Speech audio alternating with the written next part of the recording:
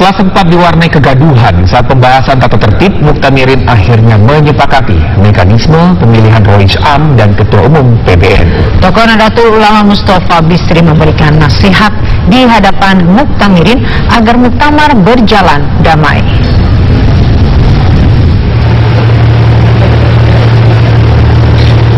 Setelah sempat diwarnai kegaduhan, peserta Muktamar Nahdlatul Ulama ke-33 akhirnya menyepakati tata tertib dan mekanisme pemilihan Rois Am dan Ketua Umum PBNU. Rapat pleno menyepakati hanya satu pasal yang diubah, yakni pasal 19 mengenai mekanisme pemilihan Rois Am dan Ketua Umum PBNU. Muktamirin sepakat pemilihan dilakukan secara musyawarah mufakat.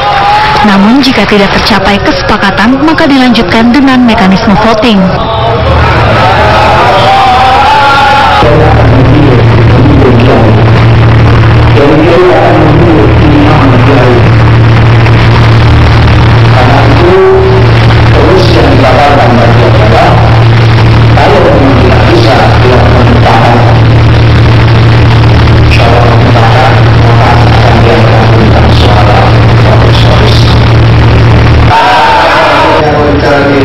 Rapat pleno yang seharusnya rampung 2 hari lalu molor karena Muktamirin tidak kunjung menyepakati mekanisme pemilihan.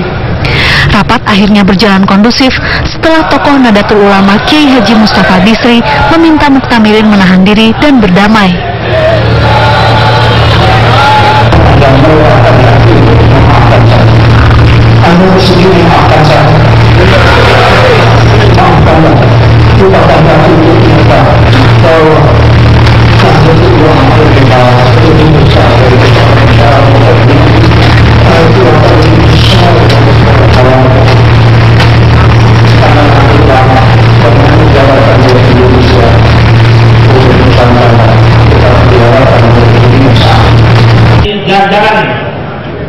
Sementara itu terkait peraturan teknis pemilihan Rois Am dan Ketua Umum PBNU akan dibahas lebih lanjut dalam rapat komisi organisasi.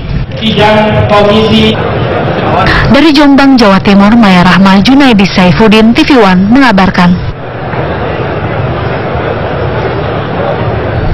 Sementara itu pemirsa, Presiden Joko Widodo mengapresiasi Muhammadiyah untuk memajukan Islam berwawasan kemajuan. Hal ini diungkapkan Presiden saat menghadiri Muktamar ke-47 Muhammadiyah.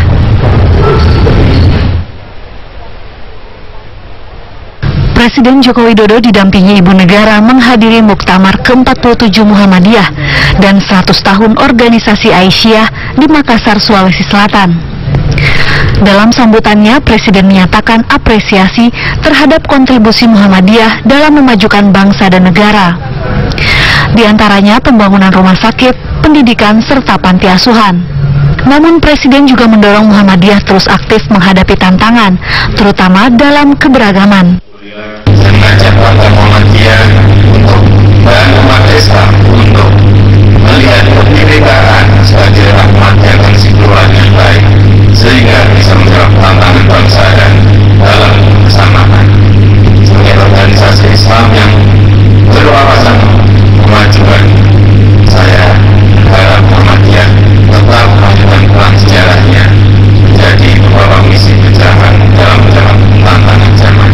Jadikan dakwah Islam yang berkemajuan sebagai motor pembaruan, pemahaman beragama yang rasional, yang terbuka pada kemajuan ilmu pengetahuan, namun berkarakter moderat, yang sejuk, yang teguh, dan yang berkeadaban. Jadikan masyarakat Muhammadiyah menjadi gerakan yang membawa Islam sebagai rahmat bagi alam semesta. Indonesia berkembang. Presiden juga mendorong Muhammadiyah agar berperan aktif dalam menggagas tata dunia yang berkeadilan, termasuk mendukung negara Palestina merdeka. Dari Makassar, Sulawesi Selatan, Eka Nugraha, TV One mengabarkan. Menuju Indonesia berkemajuan akan menunjukkan Bagaimana suasana pemilihan Rois dalam Muktamar ke-33 Nahdlatul Ulama di Jombang? Kita bergabung dengan rekan kita Sudadari yang Yudhistira di sana. Dan kita juga akan bergabung dengan rekan Cynthia Rey yang saat ini berada di Makassar mengetahui bagaimana perkembangan terkini dari Muktamar ke-47 dari Muhammadiyah. Kita lebih dulu ke Cynthia Rey yang ada di Makassar. Silakan Cynthia.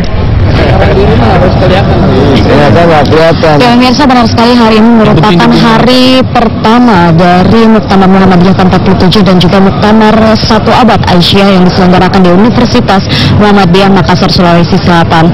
Tentu dalam Muktamar kali ini sudah terjaring sebanyak 39 calon pimpinan pusat Muhammadiyah yang nantinya akan disaring lagi sebanyak 13 calon pimpinan pusat Muhammadiyah yang nantinya ketua umum akan dipilih berdasarkan musyawarah mufakat dari ke-13 orang ini. Tentu dalam sidang pleno pertama hari ini akan baru dimulai pada pukul 19.30 waktu Indonesia Tengah dengan agenda sambutan atau pidato dari ketua umum pengurus pusat Muhammadiyah yaitu Din Samsudin dan juga laporan pengurus pusat Muhammadiyah. Namun dalam muktamar kali ini juga ada visi baru yang akan dibawa untuk 5 tahun ke depan bagi ketua umum baru.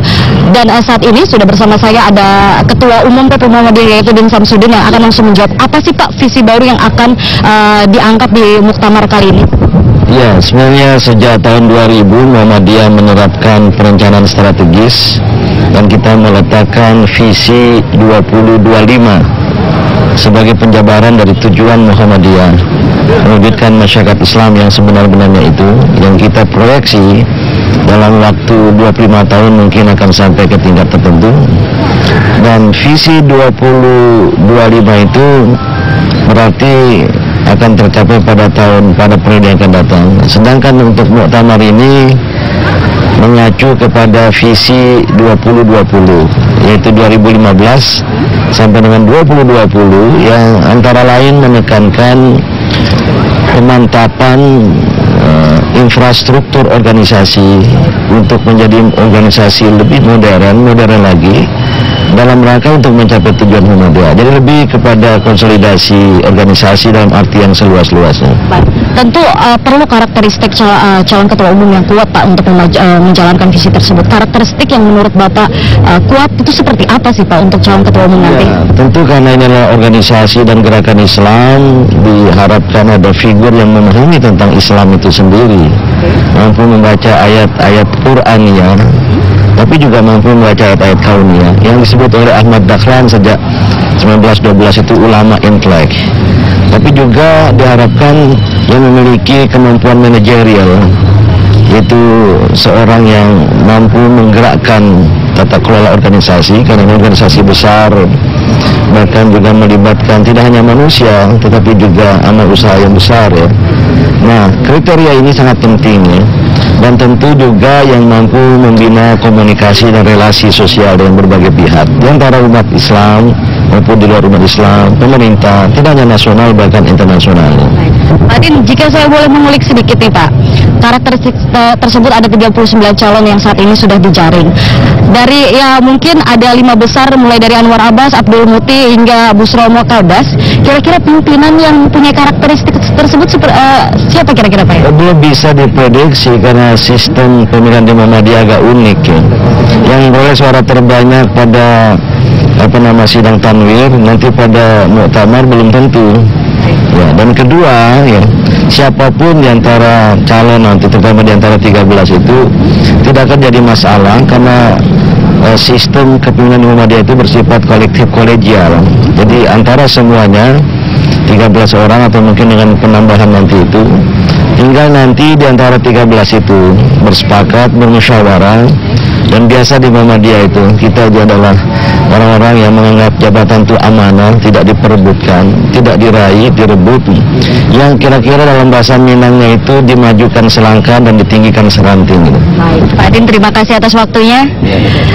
Ya, Rizky dan juga Sinta, memang dalam muktamar yang akan diselenggarakan hingga tanggal 7 mendatang akan ada isu-isu yang akan diangkat, mulai dari negara Pancasila sebagai Darul Ahdi Wasyahada, kemudian strategis keumatan dan Islam universal, serta praktik buruk neo-feodal dalam politik negara. Ini akan diikuti sebanyak 300.000 peserta yang datang dari seluruh Indonesia. Demikian informasi yang dapat kami kabarkan dari Makassar, Sulawesi Selatan. Kami kembalikan ke Anda di Jakarta. Iya, Cynthia Ray melaporkan langsung dari Muktamar Muhammadiyah. Ya, kita masih akan kembali nanti ke Rian bagaimana di Jombang ya, arena dari muktamarnya NU. Namun kita harus hadirkan dulu kumandang azan maghrib wilayah DKI Jakarta dan sekitar.